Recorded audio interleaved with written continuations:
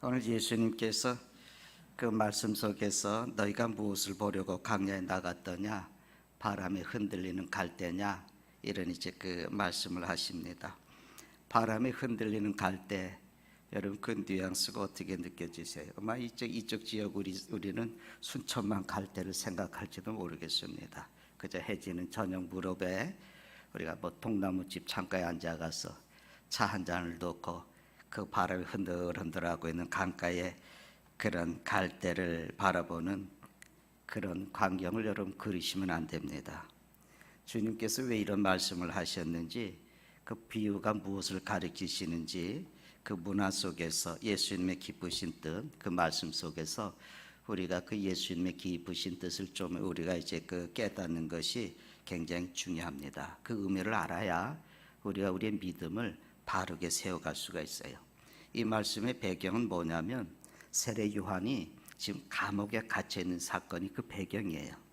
세례 요한은 그 제사장이었던 아버지 사가랴와 엘리사벳의 아들이거든요. 성경에 예언한 대로 예수님보다 6개월 먼저 태어났어요. 그래서 광야에서 이 사람은 살았습니다. 광야에서 운동 생활을 하고 하나님의 말씀 그리고 기도 명상으로 시간들을 보내면서 그저 마음을 몸을 다 하나님께 다 드렸던 아주 정말 신비롭고 그 극기 생활이라는 극기 생활을 하면서 이제 마침내 때가 됐습니다. 그래서 예수님께서 공생애를 시작하시기 전에 그 예수님에 대한 예언, 그 예수님에 대한 예언과 증거를 하면서 선지자의 직무를 감당을 했습니다. 근데 구약의 선지자들을 보면은 이사야도 그렇고 몇백 년 된 이후에 되어질 일들을 예언하지 않았습니까? 앞으로 멀리 이제 그 내다보면서 그 예언을 했는데, 세례 요한은 그들과 달랐어요. 바로 예수님을 눈앞에 이렇게 두고 예수님께서 계신 것을 보고 이분이 메시아다 이렇게 증거했습니다. 온 이스라엘이, 아니 온 인류가 기다리는 메시아를 그렇게 분명하게 알고 분명하게 목격을 하고 확실하게 증거한, 그러니까 뭐 종말론적이고 가장 위대한 선지자라고 그렇게 얘기할 수가 있습니다. 그러니까 요한이 예수님을 가리켜서 보라, 세상 죄를 지고 가는 하나님의 어린 양이다, 이분이 진짜 메시아다, 그렇게 이제 증거했는데, 여러분 이 세례 요한의 제자들 가운데 그 증거를 듣고도 극소수만 예수님을 따라가서 제자가 됐으니까 이 세례 요한은 그만큼 사람들이 따를 만큼 훌륭한 선지자였습니다. 그래서 오늘 주님께서 말씀하시는 가운데도 세례 요한을 이끌어서 이렇게 말씀해요. 11절에 보니까 여자가 낳은 자 중에 세례 요한보다 큰 이가 일어남이 없다. 세례 요한보다 큰 자가 없다 그 말이죠. 14절의 말씀에 보면 오리라 한 엘리야가 곧 이 사람이다, 이렇게 이제 말씀을 하시면서 얼마나 이 세례 요한이 중요한 사람인지, 그리고 얼마나 크고 위대한 사람인지를 주님께서 증거해 주셨어요. 그러니까 주님이 인정할 정도로 그런 사람이었어요. 근데 지금 세례 요한이 감옥에 갇혀 있습니다. 그래서 이제 감옥에서 시간이 흘러가다 보니까 마음에 고통이 있는 거죠. 마음에 큰 짐이 있는 거예요. 그래서 마침내 자기 제자들을 예수님께 보내서 질문을 하는데, 그 질문은 이런 질문입니다. 여러분 그 질문을 보면서 야, 이렇게 위대한 선지자도 믿음이 흔들리는구나, 우리는 이렇게 느낄 수가 있거든요. 어떻게 생각하면은 참 어리석은 질문 같고 엉뚱한 질문하고 어이없는 질문 같은데, 오늘 그런 사람을 보내서 예수님께 이런 질문해요. 뭐라 그랬냐면, 오실 그이가 당신입니까? 우리가 다른 일을 기다려야 됩니까? 예수님 진짜 메시아십니까? 아니면은 다른 메시아를 우리가 기다려야 됩니까? 얼마 전만 해도 이분은 메시아다, 나는 그분의 신발끈을 묶고 풀 자격도 없는 사람이다, 이렇게 얘기하고 다녔는데 이렇게 어처구니 없는 질문을 한다는 거예요. 정말 당신이 메시아예요? 우리가 기다리던 메시아입니까? 근데 왜 이런 질문을 했을까? 아니 다른 사람도 아니고 예수님 본인에게 직접 사람을 보내서 당신이 메시아입니까? 아닙니까? 이를 질문했다는 거죠. 우리가 다른 사람을 기다려야 됩니까? 어떻게 보면은 여러분 우리가 인간적으로 생각하면은 예수님께는 큰 모욕이 되는 질문일 수도 있잖아요. 예수님께서 이 질문을 받으시고 그냥 담담히 세 가지의 이제 대답을 해주십니다. 첫째는 뭐냐면 제자들에게 그 요한의 제자들이 너희들이 듣고 본 것을 가서 요한에게 말해줘라. 그래서 그 말씀이죠. 5절에 말씀하는 거예요. 맹인이 보고 못 걷는 사람이 걷고 나병 환자가 깨끗함을 받고 못 든 사람이 듣고 죽은 자가 살아나고 가난한 자에게는 기쁜 소식이 전파되고 있다. 가서 얘기하라. 이런 얘기를 하는 거예요. 그러니까 본 대로 들은 대로 가서 말하라. 이것이 내가 메시아라는 증거가 되지 않겠느냐. 그 메시아라고 하는 것을 한번 알고 믿었으면 됐지 왜 그렇게 흔들리느냐, 그런 말씀이에요. 예수님께서는 굳이 구간 설명을 하시거나 세례 요한이 믿음이 없는 사람이라고 그 희미한 그 믿음의 상태에 대해서 꾸중하고 책망하지도 않으셨어요. 그저 담담한 표현으로 확실하게 대답하시면서 가서 요한에게 너희들이 본 대로 그리고 들은 대로 가서 다 얘기해 줘라. 그리고 두 번째 대답은 뭐냐면 조금 이제 거기에 이제 그 주님이 거면하신 말씀처럼 들려지는데, 그 보면 누구든지 나를 인하여 실족하지 아니하는 자는 복이 있도다. 여러분, 우리가 신앙의 생활을 하면서요, 대부분의 사람들이 이런 경우가 참 많아요. 아유, 나는 저 인간 때문에 다시 교회 안 다니겠다. 상처를 내가 많이 받은 거예요. 사람에게 상처를 많이 받아서 아유, 난 저 인간 때문에 교회 다시는 안 다닌다. 그런 이제 얘기를 많이 해요. 그래서 이제 예수님께서 이 말씀이에요. 오늘 이제 나 때문에 넘어져서 믿음이 흔들리지 않는 사람은 복이 있다, 그 말이에요. 그러니까 예수님에 대해서 만족하면 복이 있다. 내가 병들 수 있지 않습니까? 내가 예수 믿고 다니지만 내가 생각하지 않은 병이 들 수 있잖아요. 내가 예수 믿고 그랬지만 일이 실패하잖아요. 그래도 만족할 수 있느냐? 그래도 만족할, 누명을 쓰고 억울하게 감옥에 가도 만족할 수 있느냐? 굴욕을 당해도 너 예수를 인해서 만족할 수 있느냐? 그 사람이 복 있는 사람이다. 그러나 어떤 상황에서도 내가 예수님을 완전히 믿고 내가 예수님을 바로 발견할 수 있다면 그것으로 만족하고 행복하다, 그겁니다. 그러니까 예수님만 얻으면 된다, 그 얘기.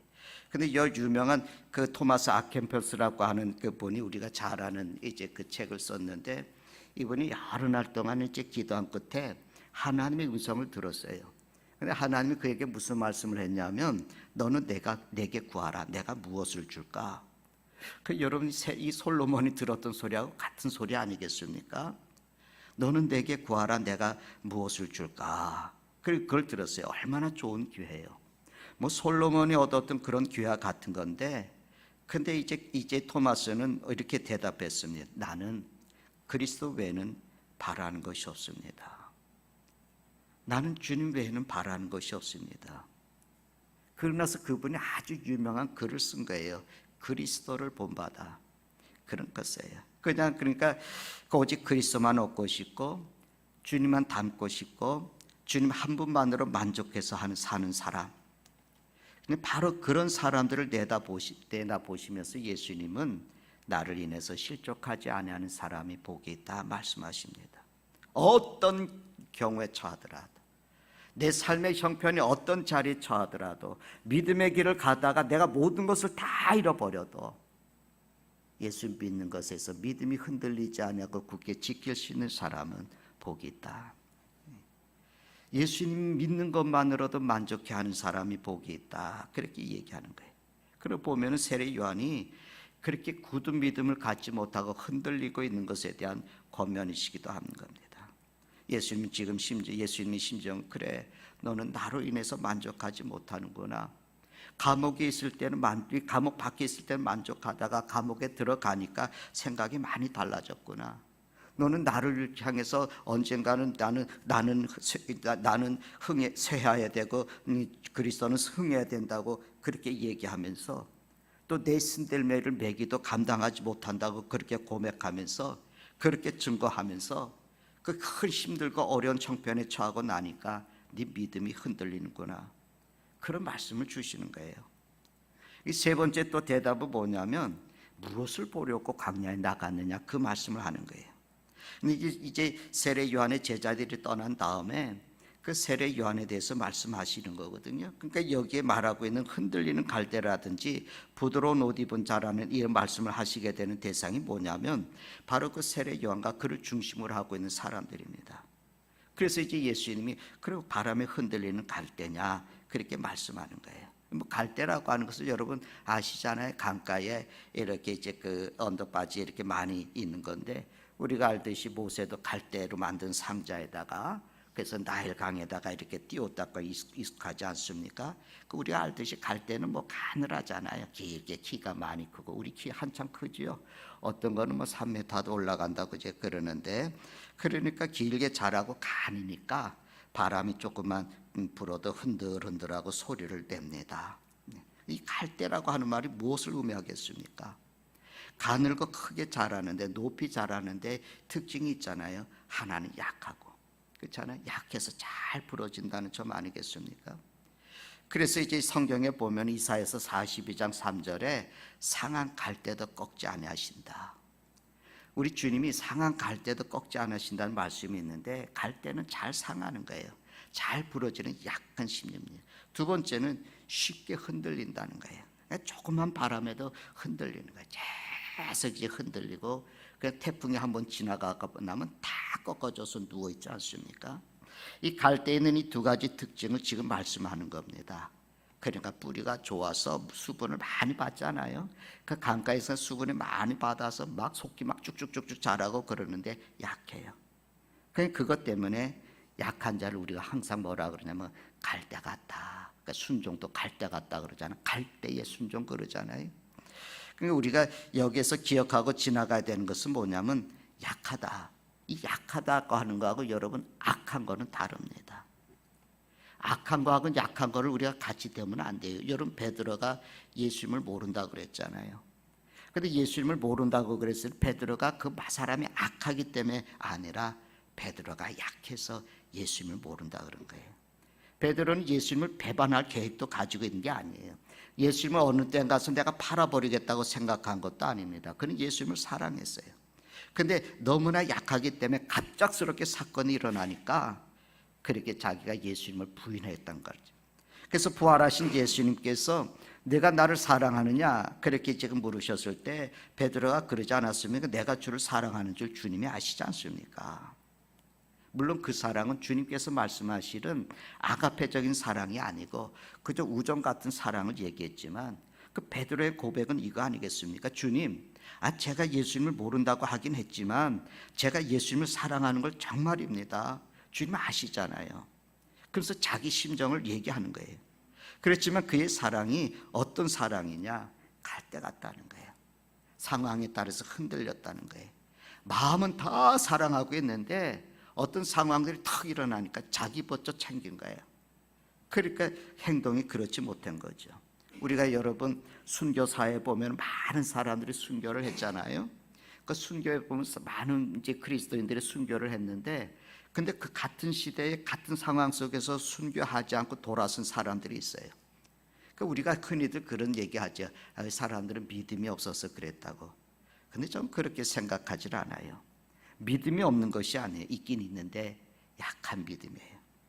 그래서 그 순간에 그 두려움을 그 고통을 그걸 감당하지 못하고 쓰러지는 겁니다. 그러니까 이거는 약한 것이지 악한 것이 아니라는 거예요. 믿음의 뿌리는 있어요. 그런데 나약해서 바로 서지 못하고 흔들리는 거예요. 그렇기 때문에 아주 주를 떠나서 멀어지는 것이 아니라 그저 이렇게 흔들리고 저렇게 흔들려서 바른 길을 가지 못하고 방황하면서 마치 믿음의 길을 일로 갔다가 절로 갔다가 가을지자로 왔다 갔다 하면서 신앙의 생활을 하게 되는 겁니다. 어떨 때는 목사보다도 더 목사 같아요. 어떨 때는 목사보다도 더 믿음이 좋고 더 그런데 어느 순간에는 아유 저러고도 예수 믿는 사람이야 이렇게 얘기를 들을 수도 있어요. 인격도 어떨 때는 천사 같은데 어떨 때는 악마 같고 어떨 때는 굉장히 열심히 무슨 일을 감당해낼 것 같은데 어떨 때는 싸늘하고 냉랭해져 식어버리고 그래서 이 사람이 정말 성도인가 이렇게 얘기할 정도로 힘들어지는 그런 그건 약한 거예요. 그건 흔들리는 겁니다. 그래서 예수님께서 말씀하시기를 무엇을 보려고 광야에 나갔냐? 바람에 흔들리는 갈대냐 부드러운 옷을 입은 사람이냐 하면서 권면의 말씀을 주십니다. 광야는 왜 나갔느냐? 갈대를 보러 나갔느냐? 그럴 때 일단은 여러분 주님께서 그 말씀을 주시는데, 근데 우리가 기억을 해야 될 게 이겁니다. 그 흔들리는 갈대를 무엇을 두고 말씀하셨을까? 주님은 왜 흔들리는 갈대를 말씀하셨을까? 이것도 우리가 세 가지로 보면은 군중들을 얘기해요. 일단은 흔들리는 갈대는 군중들을 가리켜서 많은 사람들이 뜻을 세우지 못하고 그냥 확실한 신앙도 없이 그저 우르르 이를 쏠리고 저를 몰리면서 그저 갈대같이 흔들리는 것을 말합니다. 사람들이 광야로 간다니까 또 그리로 가고 또 예수님을 따라서 여기 있고 그러다 감옥에 갇히고 보니 모르겠다고 돌아서고 이런 군중들의 모습이 마치 물거품 같고 갈대같이 흔들리는 것 같다는 거예요. 또 우리가 세례 요한을 두고 예수님이 생각하시며 하시는 말씀의 의미는 그 영향과 인기는 대단하지 않습니까? 그를 따르는 사람들이 주변에 끊이지가 않았어요. 그에게 와서 죄를 자복하고 세례를 받겠다는 사람들이 곳곳에서 몰려들었어요. 그런데 뿐만 아닙니다. 세례 요한을 보는 많은 사람들이 야, 이 사람이 우리가 기다리는 메시아다 이렇게 생각할 정도로 그런 이제 많은 영향력을 끼쳤어요. 그러니까 아니야, 나는 메시아가 아니야, 나는 그분의 신들매를 이제 풀기도 감당하지 못해, 그러면서 자기를 확인을 시켜줘야만 됐던 그런 사람이었어요. 그러니까 그때 세례 요한의 기분은 제가 생각해 보기에는 심리학적으로 생각하면 기분이 좋았을 것 같아요. 사람들이 다 자기에 와서 아, 메시아 같다 메시아 같다 했을 때 기분이 결코 나쁘지는 않았을 것 같아요. 그런데 감옥에 지금 다 갇혀 있으니까 누구도 와주지 않아요. 누구도 와주지 않습니다. 그냥 세례 요한에 대한 사람들의 인심이 다 식어져 버려 말았어요. 이렇게 되고 나니까 지금은 낙심하는 겁니다. 그래서 예수님께서 내가 뭘 하려고 나갔냐 광야에? 네가 정말 내 하늘부터 오신 메시아를 증거하고 하나님의 말씀을 전하기 위한 목적이었다면 사람들이 오든 안 오든 네가 인기가 있든 없든 그것이 무슨 상관이냐? 사람들이 따라주던 한때는 위대한 선지자같이 느껴졌고 감옥에서 고생하고 있으니까 지금 마음이 변하느냐? 뭘 보러 나갔었느냐? 흔들리는 군중들이냐? 이런 얘기를 하시는 거예요. 그러니까 세례 요한의 본래의 의미는 하나님의 말씀에만 의지하고 그리스도를 증거하는 것이지 그냥 흔들리면서 왔다 갔다 하는 군중을 보러 나간 것이 아니라는 거예요. 예수님께서 그 말씀을 하는 거예요. 두 번째, 우리가 또 이 말씀을 해석을 또 이렇게 할 수가 있는데 세례 요한의 제자들을 가리키는 거거든요. 세례 이제 제자들의 마음이 흔들리고 있었습니다. 지난날 세례 요한은요 약대 털옷을 입고 낙타 털옷을 입고 있다 그랬잖아요. 메뚜기 잡아먹고 살지 않았습니까? 석청 먹고 살지 않았습니까? 그러니까 그 외모는 좀 초라할 수밖에 없어요. 부드러운 옷이 아니잖아요. 초라할 수 있어요. 그런데 그 영적인 권위는 놀라웠습니다. 사람들이 메시아로 착각할 정도였지만 감옥에 갇히고 나니까 그 모습이 초라했어요. 그래서 이제 메시아로 착각할 정도였던 사람이 감옥에 갇힌 초라한 모습을 보이니까 뭔가 능력이 좀 나타나서 옥문이라도 좀 열려야 되는데 그런 역사는 일어나지 않고 속수무책 그냥 세월만 지나가는 거예요. 이런 상태에서 우리가 계속 제자로 따라다녀야 될까 말아야 될까 어떻게 해야 되나 그런 회의와 의구심 속에서 흔들리는 마음을 주님께서 읽으신 거예요. 이 사람들아, 너희 마음이 흔들리는 갈대가 아니냐. 세 번째 말씀을 보면은 세례 요한 자신을 가리키는 것으로 우리가 생각할 수가 있는데, 여러분 예수님께서 세례 요한을 아주 훌륭한 선지자로 인정하지 않았습니까? 여인이 난중에 이보다 큰 사람이 없다. 오리라고 한 메시아 오기 전에 오리라고 한 엘리야가 이 사람이다. 세례 요한을 그렇게 세워줬거든요. 그런데 선지자의 마음이 흔들리는 거예요. 여러분 마음이 흔들릴 때 많잖아요. 전 마찬가지 아니겠습니까? 예수님의 길을 예배하기 위해서 먼저 왔을 뿐 아니라 예수님에게 세례를 베풀었던 사람이에요. 예수님을 직접 봤어요. 성령이 그 위에 임하는 것을 봤어요. 그런데 권력자들의 그 권력자의 부정을 탓하고 가서 비난하기 때문에 감옥에 들어갔습니다. 여러분 아시죠? 분봉왕이었던 헤롯 안티파스가 자기의 동생의 아내, 그 헤로디아잖아요. 자기의 동생의 아내를 불륜 관계를 맺어서 자기 아내를 취해버렸어요. 그 세례 요한이 그것을 보고 아주 잘못됐다고 그냥 가서 면전에서 막 호통을 친 거죠. 회개하라고 그런 겁니다. 그 기분이 좋겠어요. 그래서 감옥에 가둔 거예요. 그 사건입니다. 그런데 감옥에 갇혀서 시간이 흐르다 보니까 마음이 아까 말씀드린 요동, 왜 의로운 사람이 고생당하지? 그래, 메시아가 오기 전이라면은 앞에 간 선지자들이 그 고난을 당했듯이 나도 고난 당할 수 있겠지만 지금 메시아가 오시지 않았느냐? 왜 가만 계시지? 옥문을 열어주셔야 되지 않느냐? 이 사람들을 심판해야 되지 않느냐? 이런 생각들이, 복잡한 생각이 그 세례 요한의 마음을 흔드는 겁니다. 그때 예수님께서 그 세례 요한에게 전달되기를 하시면서 맹인이 보고, 못 걷는 사람이 걷고, 나병 환자가 나음을 받고, 못 듣는 사람이 듣고, 죽은 자가 살아나고, 가난한 사람의 기쁜 소식이 전해진다. 가서 얘기하라. 근데 생각은, 그 얘기를 듣고 무슨 생각을 했을까? 세례 요한이 아멘 그랬을까? 아멘 하면서 그렇구나, 메시아시구나 그랬을까? 내가 어떻든 하나님이 오셨으니까 이제 됐다 그렇게 했을까? 아니면 왜 옥문 열어주지 않지? 메시아라면 옥문 좀 열어줘야지. 여러분, 우리의 문제가 여기 있어요. 예수님이 죽은 자를 살렸던, 나병 환자를 깨끗하게 했던, 그건 거기 얘기예요. 나와는 상관이 없지 않느냐. 나는 지금 나에게 중요한 문제가 있어요. 나에게 아주 절실한 문제가 있어요. 만약에 옥문이 열리지 않으면 이대로 있다가 내가 목숨을 잃을 수가 있어요. 내 목이 베어지는 것이 하나님의 계획일까? 하나님이 계신가 안 계신가? 나병 환자 몇 사람이 깨끗하게 낫고 맹인들의 눈을 뜨고 죽은 사람이 살아난다 하더라도 하나님의 공의가 무너지고 땅에 떨어지는데 그게 무슨 나하고 상관이 있느냐? 의인인 사람이 의를 위해서 내가 이렇게 행동을 했는데 왜 하나님은 나를 도와주지 않느냐? 그래서 마음이 우리가 흔들리는 거예요. 왜 여러분 세례 요한이 자기 제자들을 예수님께 보냈을까? 자기 흔들리는 믿음을 한번 확인해 보고 싶었을 거예요. 정말 메시아인가? 이 흔들리는 믿음, 지금까지 내가 이게 확신해 놓은 이 믿음, 이것을 다시 확인하고 싶은 거예요. 그리고 또 세례 요한의 마음속에 인내의 한계가 온 거예요. 모든 고난이 그렇지 않습니까? 잠깐 겪는 고난은 그래도 쉽거든요. 근데 그 고난이 계속되다 보면 거기에 문제가 있습니다. 우리가 병이 났을 때도요, 보면은 병이 처음에는 아무리 큰 병이 발견됐더라도 이제 낫겠지, 우리가 그런 생각을 하거든요. 그러면서 이제 위로가 되고 용기를 낼 수 있어요. 근데 시간이 지나가요. 몇 개월이 지나가요. 1년이 지나가요. 2년이 되어가요. 그럴 때 우리도 위로할 말이 없잖아요. 또 환자들도 어떤 말을 해도 위로가 잘 되지 않잖아요. 이쯤 되면 무슨 말을 하겠습니까? 많은 사람들이 하나님이 안 계신 것 같아요. 하나님이 안 계신 것 같아요.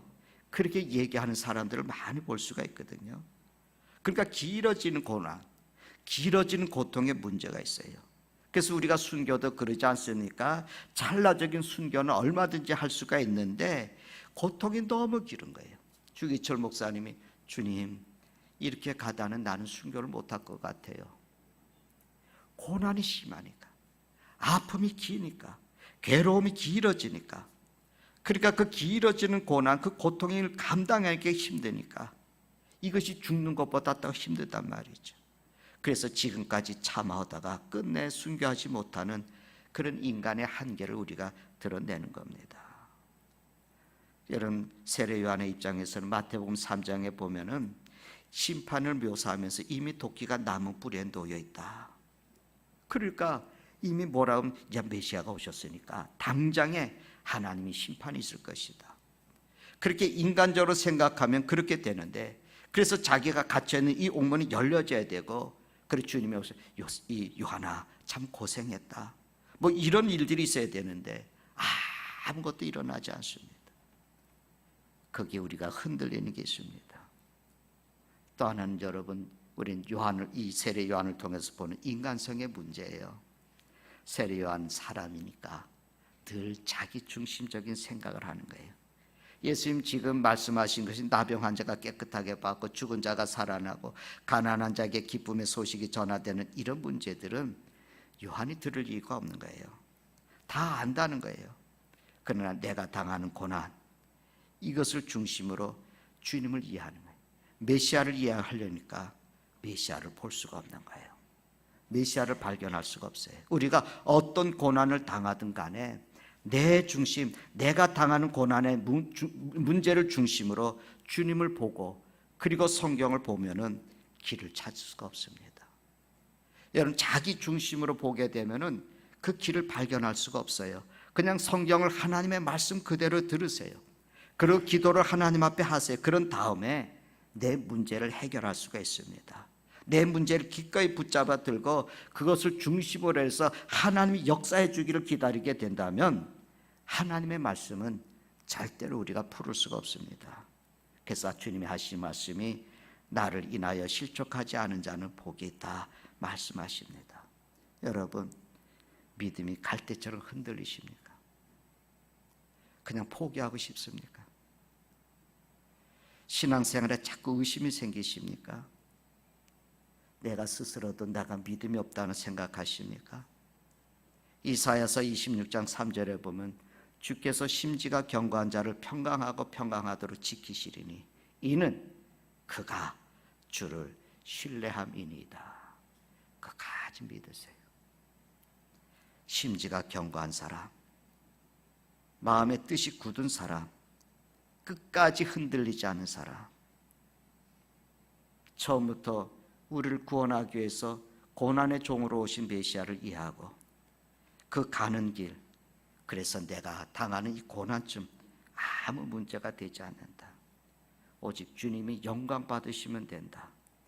내가 당하는 수모, 내가 당하는 고난이 어떠하든지 나는 그리스도께 나아가는 것으로 족하고 나는 주를 알고 주를 믿는 것으로 행복하다.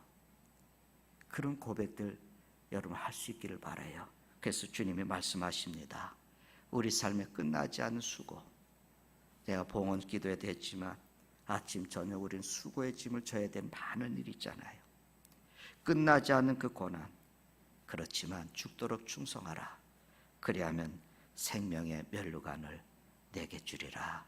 주께서 말씀하십니다. 기도하십시다.